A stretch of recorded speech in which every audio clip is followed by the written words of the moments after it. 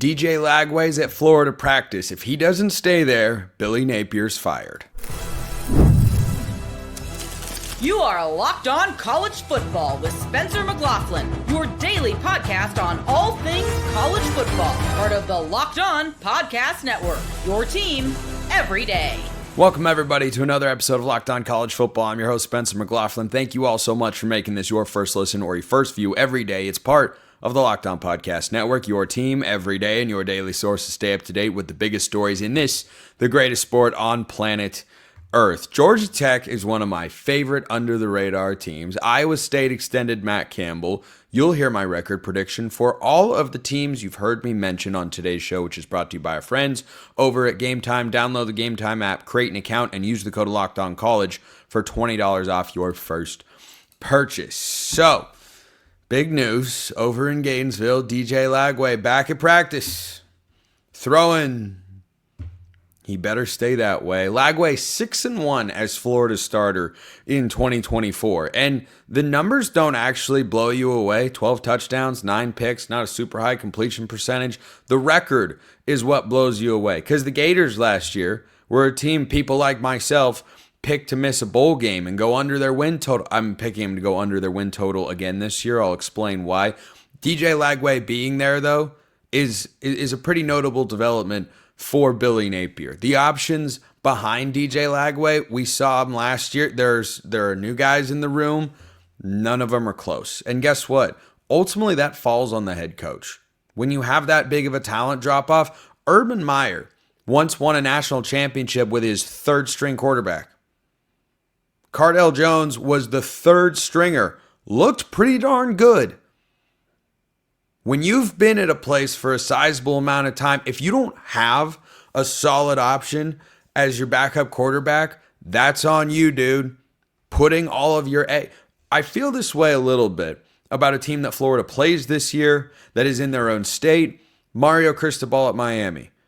Both of these guys, Billy Napier and Mario Cristobal, are relying on really talented quarterbacks staying healthy. Now, every coach wants the starter to stay healthy. Hot take alert. That's scorching hot from me here as the host of this program.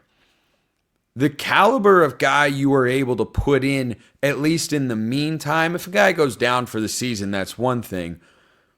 But it didn't stop Urban Meyer once upon a time. Are you telling me Florida shouldn't aspire to be at the same level as peak Ohio State? Because that's the way I've always viewed the program.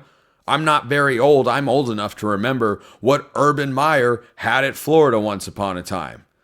When Chris Leak was the guy and they had the handoff to Tim Tebow. Well, if Chris Leak had gone down and Tim Tebow would have gone in the game, that probably would have worked out okay. Doesn't seem like that sort of option exists, at least to me, over there in Gainesville. And so DJ Lagway, his health is going to be a huge storyline this year. Now, is it fair that if he gets hurt and Florida's record struggles as a result, that it leads to Billy Napier's firing? You can think not. I'm just telling you that's the direction it will likely go. Because when you haven't built up any sort of equity, Billy Napier's recruited well. But when the win equity isn't there for a head coach, you're going to be judged on results and no one's going to care about the context. You either win games or you don't win games. That's what people are going to start caring about early in your tenure. First year, second year, there's a grace period, honeymoon phase, leeway given. I can understand and see all of that and think it is logical. Billy Napier has been there long enough. Everything post-COVID has been Billy Napier at Florida. It's been a long time.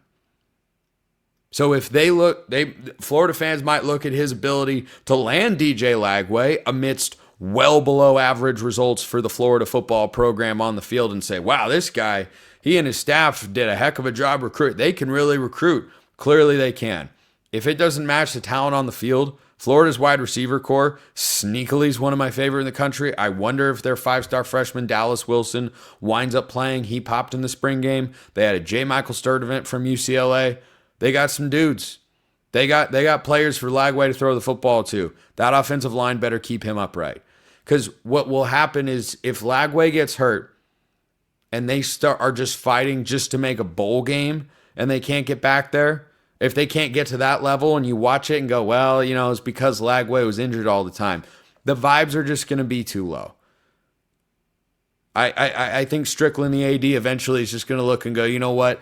I don't see this as turning around quickly, and we can't be investing or relying on a guy that has got an injury history. And so Lagway's health is one of the biggest storylines in all of college football this year. Because if he doesn't stay healthy, Billy Napier probably doesn't make it to the end of the season. You say, you know what? This is just not working out. It wasn't going that way. It's time to just split off, and we need a fresh pat. We need a new start. And then they'll go hire Lane Kiffin. Or at least, well, that's what I called for last year. So let's presume for a moment, and I'm not even presuming or assuming anything, because guys that get injured tend to get injured again and again, unfortunately. So I'm taking Florida under their preseason win total of 7.5. The schedule is difficult. Is it impossible? No. I mean, it shouldn't be for Florida if you're running Florida correctly, but I'm not a big Billy Napier guy. After he got blown out twice in 3 games on his home field last year, I came on this very show and said, yeah, you should fire him, go hire Lane Kiffin. I still think they should do that, by the way. I think that would be a better situation than what they currently have. I haven't seen the glimpses with Napier. The end of last season was partially ballooned by Florida State being a complete and total train wreck. And you know what? Props to Florida, I guess, for not being a complete and total train wreck. I guess. Okay. Is that the standard? Gosh, I sure hope not. Not for the sake of that program. So, Florida, I've got 7-5. I think they might go 6-6 before they go 8-4. But that's just me fading Billy Napier here. Not Lagway. I think Lagway is awesome. I really do. And I hope the guy can stay healthy on the field. And if you want a good omen here, Florida fans, I famously picked Washington to struggle in the first year of Michael Penix, and partially that was because I didn't think he'd stay healthy, because he never had. So maybe I'm your good luck charm. And if that happens and you go 9-3 and you're pushing for the playoff, you're welcome. You're welcome. So Long Island and South Florida will be wins. I don't know where I'm supposed to pick victories here. 3 of their next 4 games are on the road. What did Florida do to tick off the scheduling world? At LSU, at Miami, Texas at home, at Texas A&M. LSU is a better team. Miami is tough to win on the road. That's a game that Billy Napier needs to win. With how last year went, with Cam Ward and company rolling into the swamp, and I picked them to win that game, and they got steamrolled. They need to go into Hard Rock Stadium and walk out with a pretty solid-looking W. But I'm not going to trust that. I don't know how healthy Carson Beck is. Alex Dono of Locked On Canes has told me, he's doing all right. He's doing better. Okay, hope so. I want to see these guys on the field. I don't want to watch backup quarterback play. It's bad in the NFL. It's even worse in college. But I think it's going to be tough times, and we're going to have the Napier hot seat discussion. I think Miami's actually the most winnable this 4-game stretch, because the next 2 games are Texas at home and at Texas A&M. I think both those are losses. I like Texas A&M. Talked about them last week on the show. On the road, power coming out of the tunnel there for the Aggies. Yeah, Mississippi State at home, that'll be a win. Georgia, not going to pick Florida to beat Georgia until they really show me something. At Kentucky, I'm giving them a win at Ole Miss and at home against Tennessee. The Tennessee game gets crazy. I think Ole Miss is a major pullback team this year, and I do like some things about Florida. I don't think they'll lose every competitive game they're in. I think they'll beat Florida State as well. So they'll end with 4 straight wins in my book, but that's still 7-5. Does that keep Billy Napier around? That's not my decision to make, but I've seen enough. That's 7-5. I think that should show you the door. So we'll see. Florida, one of the most interesting teams this year in college football. Let me know your thoughts in the comments below. Hit me up on Twitter, all of that good stuff. You know who I love in the AC? I mean, I love Georgia Tech. First, this episode brought to you by 5 Hour Energy. Time to fuel up and turn it up with 5 Hour Energy Transfusion. It brings the bold grape, ginger, and lime flavor of your favorite golf drink, minus the alcohol, into a quick, energizing shot. Whether you're sinking birdies or just making memories with friends, this one's a hole-in-one for your energy game. Let's be honest, some days on the course, or off it too, you need that extra boost to stay sharp and energized, and a 5-hour energy transfusion does just that. If you want to turn 18 holes into 36, it's the perfect pick-me-up in the middle, and I recommend doing it. I've never played 36 holes and regretted it, and I've played 36 holes a lot. If you go to 5hourenergy.com, that is the number 5hourenergy.com, you can use my promo code LOCKEDONGolf to get 20% off your order. The best promo code we've ever had here at the network. This offer is only valid until September 30th, and one order cannot be used with other promotions. The code is not good on subscription orders. Whether you're meeting up with friends or just trying to turn 18 holes into 36, do it. Get the energizing boost you need to power through. Order transfusion-flavored 5-hour energy shots today. Look, tiebreakers can get weird and funky, but I so would love to see Georgia Tech in the ACC championship game. Very quietly over the last couple of years, aside from their top 10 upset of Florida State that, well, it looked a little bit different after, but it was really cool in the moment. Georgia Tech has quietly built a really nice program. You look at the way they recruit, you look at the way they play, the results they've had on the field. Do you realize, or perhaps you just need a reminder, that Georgia Tech took the SEC champions to 8 overtimes on the road? Do you remember? I remember that game. Because we were hearing nonstop from the broadcast booth, Georgia's into the playoff no matter what. Like, oh, whoa, hey guys. I mean, you might be right and all, but this is weird. This is strange that we're hearing this at the start of every overtime. That means on 8 occasions. Well, okay, not 8 occasions. You get to the 3rd overtime, I think, and you start going back and forth. That means on several occasions, we'll just say, Georgia Tech was one play from beating the SEC champions on the road. I love Georgia Tech. I like Brent Key. It's hard to not like Brent Key. He's what you'd call a football guy. He's really easy to gravitate towards because he exudes an energy that screams, oh, you want your guys to hit somebody, but legally, of course. But if it happened illegally, it wouldn't be you're suspended off the team. It'd be hey, you're not supposed to do that. But nice job setting the tone.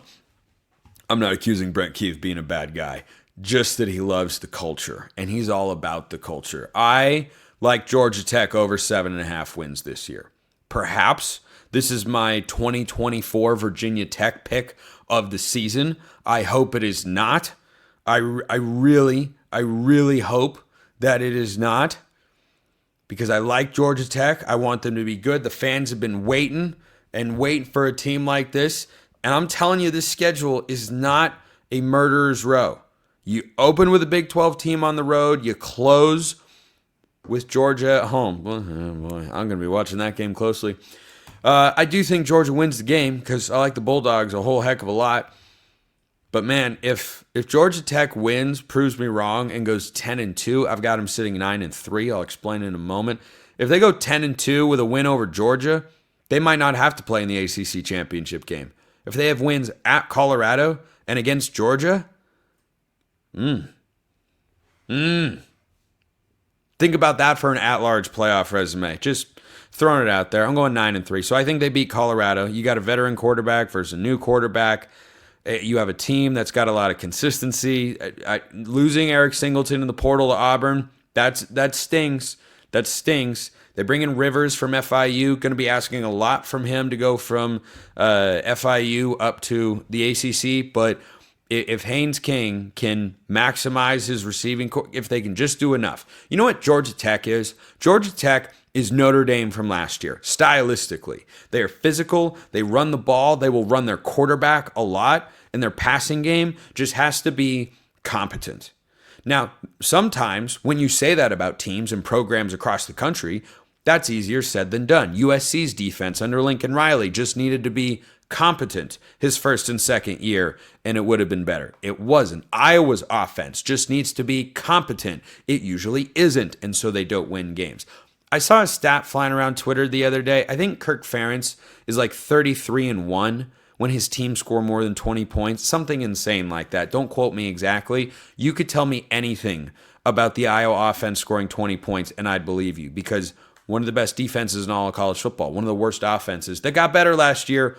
We'll see if Mark Gronowski makes the jump. But this is a Georgia Tech segment, so let me get back to that.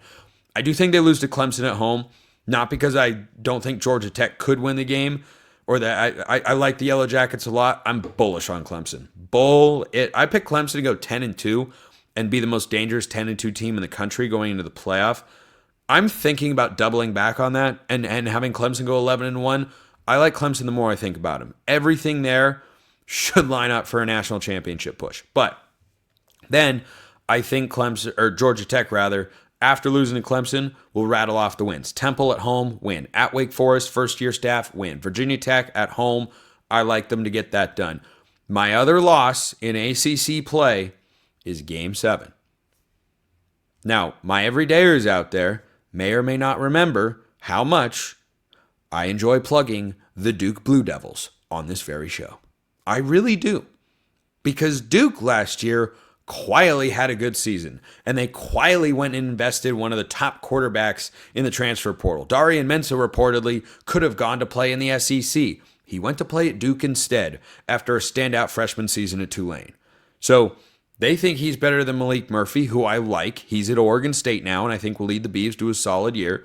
But at Duke, tough game to go win. So I think Georgia Tech loses in that spot, and I don't think they lose again in ACC play. Syracuse at NC State, at Boston College, Pitt at home, and then they have Georgia at home. And I'm dead serious. With this schedule, with Clemson on there, with Duke on there, with Colorado on there, I don't think Colorado's a great team, but it's a solid non-conference game that'll keep Georgia Tech kind of on people's radar. I don't know if Georgia Tech is a preseason top 25 team. I'd probably have them in there because I really like them.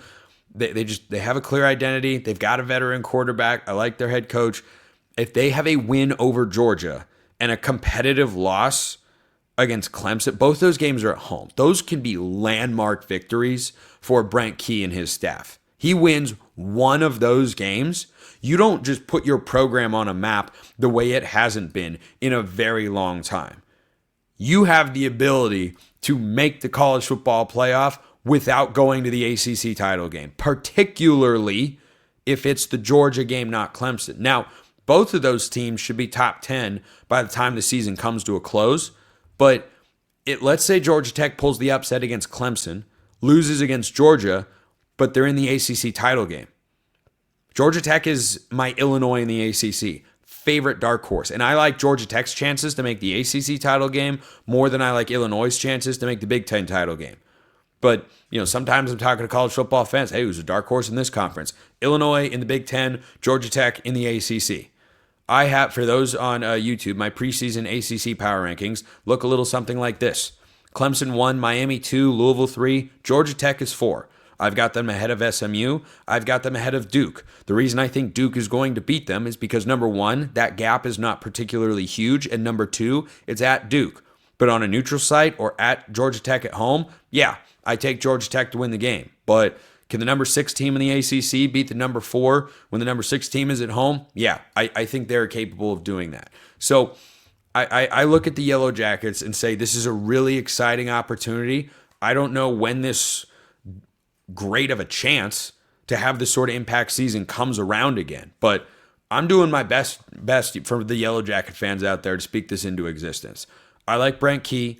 I like Haynes King. I like the system they run. They need to look like Notre Dame. Their defense has to play well. Their quarterback has to be able to stay healthy because he's going to run the football a good amount. But you have the ability. Go watch that game against Florida State when they stunned everybody. On paper, Georgia Tech didn't have as talented of a roster. Guess what? They just out-physicaled them all over the place. That's what they're going to want to do every single week. So if they can look a little bit like Notre Dame, if they go 10-2, and again, I have them 9-3. I think they're a great over bet at 7.5. I think 8-4. I guess I could see him going 7-5, maybe, but with this schedule, I think 8-4 is Georgia Tech's floor. So I like them over 7.5 a lot. And if they go out and live up to my expectations and win one of those games, if you have 2 losses in conference play, miss your conference championship game, but have a win over Georgia, why shouldn't you be in the college football playoff? You tell me. You tell me. Matt Campbell extended at Iowa State. How are they doing this year? First, this episode brought to you by Game Time. We've all been there, right? You want to go to your favorite concert, and you're waiting for tickets to go on sale. You lose your spot for a show you've been dying to see. This is not what the ticket buying experience should be about. Live music should be about making memories, not dealing with the stress of ticket shopping. That's where Game Time comes in. Game Time makes getting concert tickets faster and easier than ever. Prices actually drop as it gets closer to showtime, and you can save up to 60% off with their killer last-minute deals. That is what you're looking for. You want to find a great deal. You want to know what to expect. You want to be able to actually get the tickets on your phone. I've used Game Time, and you get all of these things. Take the guesswork out of buying concert and show tickets with Game Time. Download the Game Time app, create an account, use the code LOCKEDONCollege for $20 off your first purchase. Terms apply. Again, create an account and redeem the code LOCKEDONCOLLEGE for $20 off. Download the Game Time app today. Last minute tickets, lowest price, guaranteed.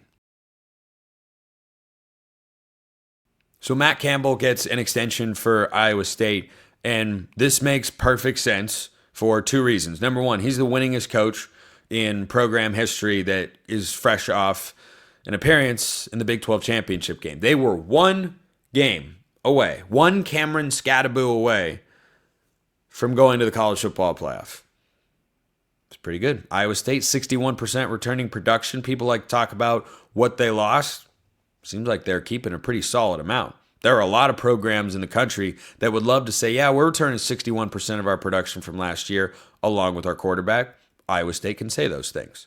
So for the Cyclones to have one of the most veteran quarterbacks in the entire country in Rocco, a guy who has thrown for over 3,000 yards in each of his first 2 starting seasons for Iowa State, that's a pretty good guy to have returning. For a head coach that has got serious program momentum right now, yeah, I understand throwing him a little extension, little raise. His salary's up to $5 million a year. He's extended through 2032.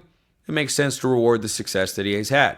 Number 2, why this makes some sense. And then I'll get to their record for this year, of course. And I've never gotten a record wrong, so this is just the way it's going to be. The number of programs that would try to hire Matt Campbell, still could try to hire Matt Campbell from Iowa State, it's definitely not 0. He doesn't seem like a guy to me that would go after like the Florida job. Like, does Matt Campbell at Florida seem right to you? It doesn't. Matt Campbell, to me, if he were to take a step forward, if he were to leave Iowa State one day, to me, he seems more like a Big Ten coach. He's not always super flashy. He's at a program that has to fly under the radar and work hard. Like, I'm not saying he would do this, or even that he should, quite frankly, because I think this would be one of the toughest jobs in the country. Would it shock you if Matt Campbell became the head coach at Maryland if Mike Locksley gets fired after this year? That's an if. Mike Locksley could surprise some people. He's not an incompetent coach.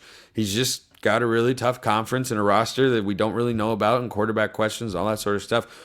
Matt Campbell at Maryland, I can maybe see that. Or if, somehow Jonathan Smith left Michigan State one day. Here, let me throw this coaching domino at you. The Florida job comes open because Napier struggles. Florida hires Jed Fish from Washington, a Florida grad. The Washington job is open. Jonathan Smith decides he wants to go back west, which is where he's from originally, Oregon State grad, to a place he was once the offensive coordinator. He goes to Washington, Matt Campbell to Michigan State. Could see it. Or Matt Campbell to Washington. Washington's a higher ceiling job than Iowa State. So I'm just that's a feel thing for me. I don't know that I ever see Matt Campbell in the SEC. but I do like him right where he's at. The NFL's poked around on him before. I don't know if that door ever seriously opens. So, off an extension, do I think he lives up to it? I do. Because again, kind of like the schedule here. 7.5 is their win total, according to our friends at FanDuel. I'm taking the over. Now, I love Kansas State, who I think makes the Big 12 championship game this year. I think Kansas State will beat them in that game that on August 23rd. Do you realize we're less than 20 days away from Farmageddon, the first legitimate and highly impactful college football game of the year? That's a Big 12 conference game. Iowa State, Kansas State. And we get it on August 23rd. I can't wait to react to that game. I think Iowa State is going to start the season 0-1. That's not because I don't like them. I just love Kansas State. South Dakota, Iowa at home. I will take the Cyclones there over the Hawkeyes, if not just for the quarterback difference. I'm lukewarm on Mark Gronowski. Nothing wrong with that. Solid quarterback play could do wonders for the Iowa offense. But you give me a good team with a good coach in a rivalry game at home. It was a crazy game last season, and Iowa State, I think, gets that job done. At Arkansas State, win. Arizona, win. At Cincinnati, upset loss. You have to throw these into the record prediction. Sometimes when I go through a team schedule and I'm trying to figure out where I think they're going to land record-wise, I think of it a bit, not one-to-one, like March Madness brackets. When you're going through your bracket in the first round, you can't just pick all chalk, right? Got to pick a 12 seed. Maybe you're picking 2. Historically, in the last 5 years or so, picking a 13 seed's a solid bet. You better split the 11-6 matchups. That's usually how they fall. There was a lot of chalk in this year's March Madness bracket, of course. But this is a college football program, so I'll keep it on the field for now and off the hardwood. When I go through these team schedules, it sounds crazy on paper, right? Losing at Cincinnati with a coach who might be on the hot seat sounds crazy. But if you're going to have a crazy upset, is it going to happen at home or is it going to happen on the road? Probably going to happen on the road. I wanted to pick a game like Colorado, but I mean, Caden Salter would be worked in there. Bottom line, 2 road games there. For Iowa State, I think they split. At Cincinnati, out Colorado. I'll take Cincinnati to pull a little bit of an upset there. They come back home for 2. BYU, Arizona State, I think those are both wins. Redemption game from the Big 12 title last season there in Arlington. I think Iowa State comes out razor sharp in focus. Got to avoid the look-ahead game there against BYU at home. But without Jake Retzloff, I just can't trust BYU. I really can't. And, I mean, they could be okay. Kalani Sitake's worked a lot of magic last year. That magic ran out at the end of the season. They still went 11-2. Pretty darn good, but they had Jake Retzloff, and I just struggle to get behind him. Now, where Iowa State picks up their third, and to me, their final loss of the year, following game at TCU. I am pretty bullish on TCU. Their defense has to improve because it was just not good enough last year. But if I did a Big 12 power rankings of quarterbacks, I'm trying to think of who I'd have above Josh Hoover. I'm a Rocco Becht, honestly, could be the answer, but I'm a huge Josh Hoover fan. I really am. And of all the quarterbacks that Iowa State will face this year, I think Josh Hoover could be the best one. I like Avery Johnson at Kansas State. I'll take Hoover. Fafita, I don't know if that's working with the coaching staff there. BYU, I don't know. Cincinnati, Colorado, no. Kansas at home, I think that's a win. I think they win at Oklahoma State. Cowboys don't know who they're starting. Kansas, they're Jalen Daniels still hanging around in college football. I do like him. I'm a Hoover guy, personally. The quarterback, not the vacuum. So I like Iowa State over 7.5. I really do. I think they go 10-2 before they go 8-4. Returning to the Big 12 championship game, historically, not something that anybody should predict or expect. I don't, because I've got 3 Big 12 losses here on the schedule. But is 9-3 a good season there in Iowa State land? Yeah, if you're a Cyclone fan, you definitely take that. And if Matt Campbell off an extension and a little bit of a raise, it's nothing huge or dramatic. If off of that he goes 9-3, you feel pretty darn good. So I like the schedule. I like the over. I'm not taking them to return to the Big 12 championship game because that's going to be Texas Tech and Kansas State, obviously. Appreciate everyone listening. I will see you next time. Until then, hope you all have a wonderful rest of your day.